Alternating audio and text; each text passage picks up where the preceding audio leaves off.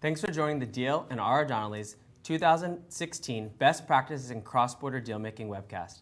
I'm Daniel Perez, Director of Business Strategy for Venue. The UK's surprising Brexit vote notwithstanding, coupled with concerns over other slowing economies, are creating headwinds on global dealmaking, leaving cross-border M&A set for a record year.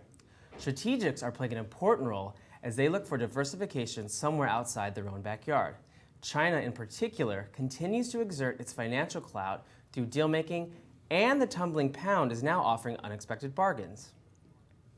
But the boon in international M&A means dealmakers have to know how to guide agreements in turbulent economies, fluid regulatory environments, and differing cultures. Joining me today to discuss this and much more are Lyle Wilpon, Managing Director and Head of U.S. M&A BMO Capital Markets, Gregory Bedrosian, Managing Partner and CEO of Redwood Capital Group, and Michael Dorf, Partner, Shearman Sterling LLP. We'd like everyone watching to be a part of today's deal-making conversation, so please submit your questions just to the right of your browser. So let's get started. So Gregory, to start with you, with Brexit a reality, how is this currently affecting deals already in progress? Sure. Well, first of all, Brexit was largely unexpected by most of the financial and deal community, and so many transactions were in process with a different set of assumptions.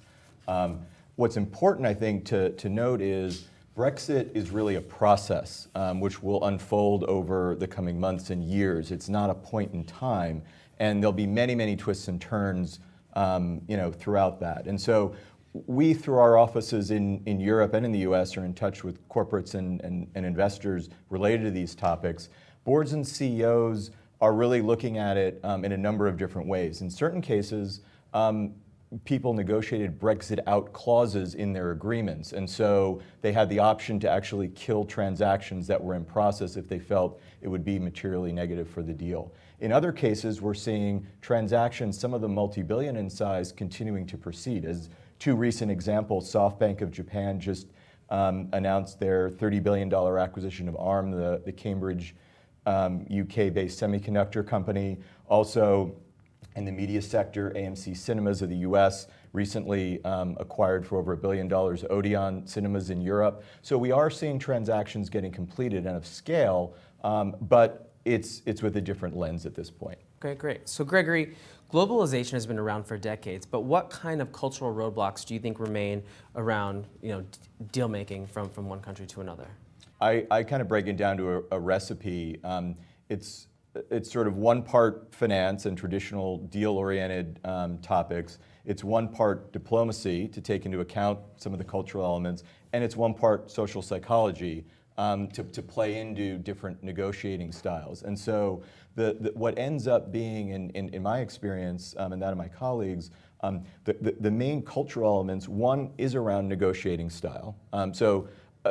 Again, generalizing, every deal is unique, but generalizing, Americans tend to negotiate in a more linear style, logical steps.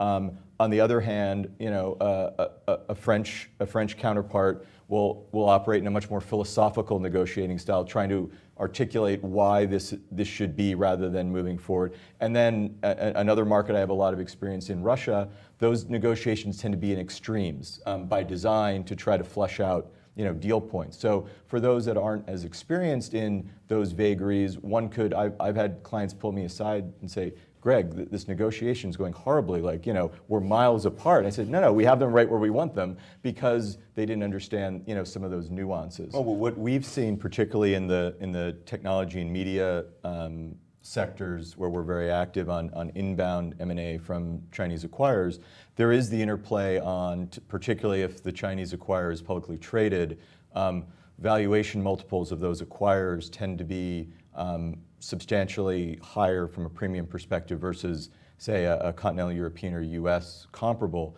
So if one's buying cash flow or earnings in the US or Europe and then flowing it through that higher multiple that the public company is getting in China, it does allow both perception, but also in an actual sense, Chinese buyers who have a strong strategic imperative to actually outbid some of their competitors in Europe or North America through some of that multiple differential.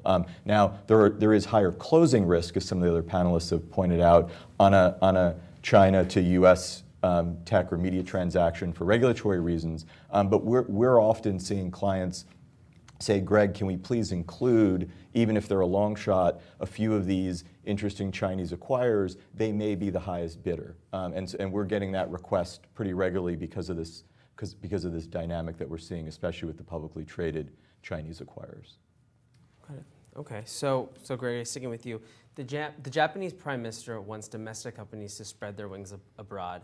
How and where are they doing this? And looking in Japan domestically, is there really even interest there? Yeah, so it's a great question. I mean, we've seen and through our firm's office in Tokyo are involved in understanding kind of those transaction flows. There is a huge difference in the last few years between inbound and outbound M&A from Japan. So, for example, the last full year, 2015, there was about 100 billion of outbound M&A, but only 10% of that level on inbound M&A. So it clearly points that whether they're listening to the government or from a corporate perspective, they're just trying to get to higher growth markets because Japan has been incredibly slow growth as an economy for many years, that there is an impetus on the outbound side. And it is relatively broad-based in terms of geography and sectors. Each either give me 1 to 3 of your top regions or markets you think are interesting for cross-border deals. I mean, I would say, to quote one of my mentors, the U.S. is actually the world's greatest emerging market, and so rather than looking to many of these others, especially in an era where so much of the rest of the world does have uncertainty, I think actually whether it be foreign companies looking at the U.S.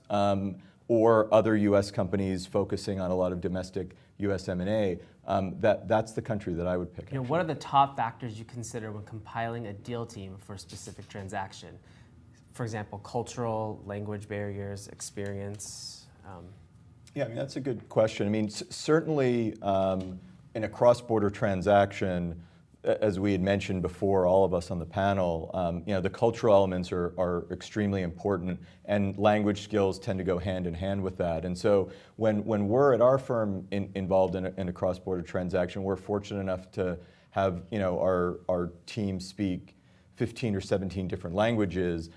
Certainly that goes into making a selection for our deal team, and we have a number of French nationals actually in our New York office who obviously will be put on more likely a cross-border deal in France. It allows the client and the counterpart to frankly bond and get up to speed and develop things. And me as, for example, a deal leader can leverage that kind of behind the scenes cultural and language nuances that I might not otherwise benefit from. So it allows the deal team, but it also allows me to be a better transaction leader. Now, all of that, must come with relevant, skill set and tool sets of the relevant investment banker to be able to get the job done. So I don't want the audience to feel that one is at the exception of the other. It's additive. And as we talked about before, I think one thing that certainly happened with Wall Street in the last 5 to 10 years is there has been a broadening universe of candidates and employees at our respective firms, and so we're actually able to now bring a more culturally and linguistically diverse team to the field to service our clients, which I think benefits us as deal makers, but certainly mostly benefits our clients. Great.